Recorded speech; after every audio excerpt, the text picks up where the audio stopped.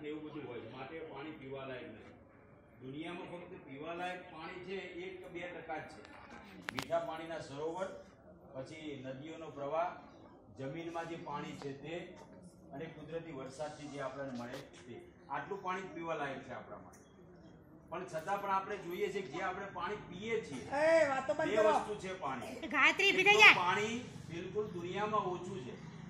વૈજ્ઞાનિકો હવે જે લોકો ફિલોસોફી છે, જે તત્વચિંતક છે, જે લોકો લાંબુ વિચારી શકે છે કે હવે આગળ શું થશે, એ લોકો એમ કહે છે કે આગળના જમાનામાં આજથી લગભગ 30 વર્ષ પછી, એટલે જોશી સાહેબ ને 80-90 વર્ષ થઈ ગયા છે, કનુભાઈ સાહેબ ને બધા, એ વખતે એવી પરિસ્થિતિ આવશે દુનિયામાં કે લોકો હોના ચાંદી માટે નહીં બાજે, ખોરાક માટે નહીં બાજે, પાણી માટે લોકો બાજે, બંદૂક લઈને ભડાકો કરી નાખશે.